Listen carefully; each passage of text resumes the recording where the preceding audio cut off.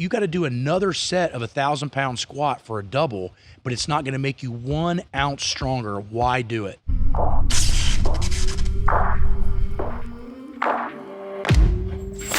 I don't want people to be super, like they can't train now, because they don't know anything. I think the takeaway is you got to pay attention. You got to ask, are you moving forward? Are you moving backwards? There's a lot of variables, and just for those people that can't afford coaching or whatever, to just understand the variables that we've been talking about. Well, think about it like this. Listen twice as much as you speak. Yes. How many times you heard that? Yeah. Read twice as much as you train. There you go. Yes. If you read twice as much as you're training, if you're watching us right now, you're already ahead of the curveball, because that means they got access to everything you do and everything I do. Mm-hmm.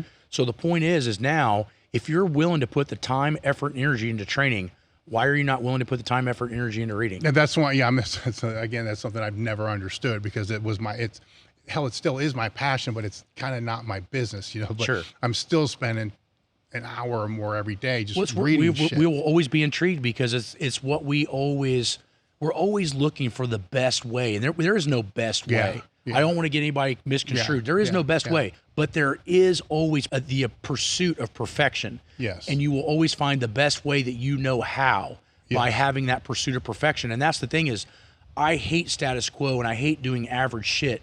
I've always wanted to do anything I ever did at 100 miles an hour. And whether I crashed and burned or I didn't, I know that I gave all I had. Yeah. And to me, I never wanted to leave something on the table that was in a fucking book or waste energy, because you know how hard the training was at that point. Why waste the energy? Yes. Like, if you got to do another set of 1,000-pound squat for a double, but it's not going to make you 1 ounce stronger, why do it? No, I totally, and how many times have we fucked that up? A ton. And how many times did we try to get other people not to fuck that up? Yeah, exactly. And it's those listening, you can stumble and fall forward for a while. You can, but it's at some point in time, it's going to lead you to this point, right? And for me, it was a point that was before I came to Westside, and at that point, anything intelligently put together will get you to that point. Just going in the gym, just doing whatever is not going to get you to that point. The clock starts clicking backwards if you're not expanding the knowledge base, because you just grind. You're going to get hurt. Most people are going to be out of the sport 3 years.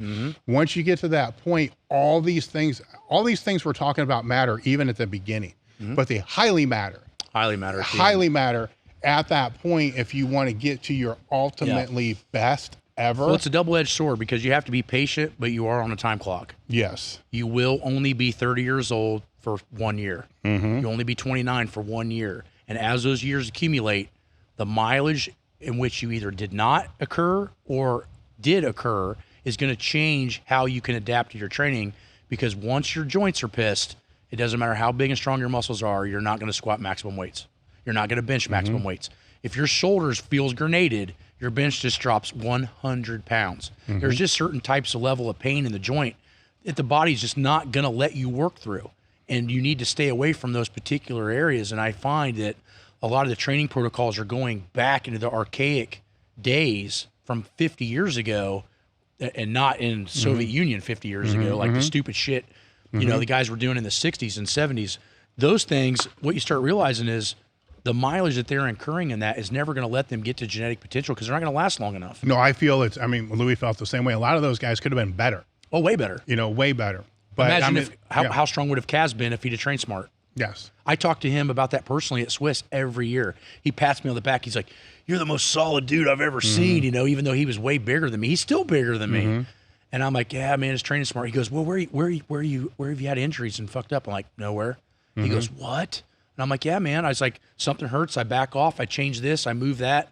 I just work around it." And he goes, "Nah, we didn't do that back in the day. We just worked right through the pain and beat shit up." And he goes, "And now I wish I'd have trained like you." Yeah, exactly. I mean, it is. It's, that's the last way you want to learn. Yeah. Right. And that was the biggest compliment, not only from him, because he was my idol as a kid. I mean, when he was in his prime, I was just 10 years old. But what I started to realize was, when I did those seminars with Ed Cohen and Paula Quinn overseas, every class that they ended with, the biggest pat on the back I've ever had is Paula Quinn and Eddie goes, "If I had to do over again, I'd have trained like Matt." Because Eddie can't hardly wash his hair anymore. He's all beat up. Charles Poliquin's all beat up. I saw him get crushed with like a 250-pound squat because his knees were bad. because he was letting his knees go way over his fucking toes every time he squatted. And I'm not saying you don't squat like that occasionally, but that's what he thought. And I said, he goes, how bad are your knees from doing all those big squats? I said, they're not bad at all, because I sit back and keep my shin straight. He just looks at me kind of confused. And I said, let me show you how I do it. So in between the classes, I would show him how to squat with this vertical shank. And if you look at Ed Cohen, he never let his shins come forward either. And how long did he last? And I started showing him all this, and he's like, you changed my thought process on what I thought. And I'm like, there's nothing wrong with how you squat, but the wrong mindset is the same way all the time. If I want to squat your style, I can still do 600. You come and squat my style, you're going to get cut in half of what you can do. And so it's not impressive. And that's the thing, is like, where are your weaknesses and how do you train them? So I'm not saying that letting your shins go over your knees or your toes every once in a while is not it's not the worst idea, but it's the worst idea to do it all the time. It's like any movement pattern. Well, yeah, exactly. I was gonna say that's anything. Overuse it and watch what happens. Yes, it's like no exercise is bad. You know what I'm saying? But done all the time. Yeah. So that's the problem that you have. So my thought process is, keep everything variable. Make sure that you're doing things that are attacking your weaknesses. Make sure that you're reading more than you're training, so that way you're doing things smarter and learning. I mean, I still hold back about an hour and a half, 2 hours a week to read. And what do I need to know anymore? I'm fucking retired, and I probably have a pretty good base of understanding training, more than I'd say 99% of the people in the profession. But I am intrigued. I know that there's other nuggets out there that I don't know, and that's what keeps me hungry. Some of these rabbit holes, like you said, when you go to Swiss or something like that, you get exposed. Holy shit. Oh God. Well, you could spend an entire lifetime just studying 2 hormones. Yes. And how it affects the cells. Like, we always talk about testosterone, and we all know what it does. We've taken it. Yeah. But at the end of the day, it's still so many variables, right? Does testosterone really cause all these heart issues? I'm not so sure. Because why would we be prescribing it now as an anti-aging drug? I mean, back when you and I were at Westside, if we'd have got busted with the vials that we had, we'd have went to prison. Now we just been anti-aging. Yeah. And I saw other questions on there about, they were talking about drug usage. And we all had to use them to be at the level we were at.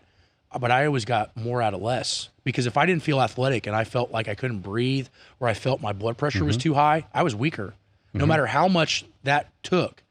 But I never could understand. I had been in a couple of seminars, we don't need to name names, of the top lifters at that time, raw, back in the early 2012 to 14, and they're prescribing people to take 1 gram of test per 100 pounds of body weight. And I'm like, fuck that. So I didn't understand a lot of that shit either, because I erred on the wrong side and learned the same way everybody else does. Like, I can't breathe.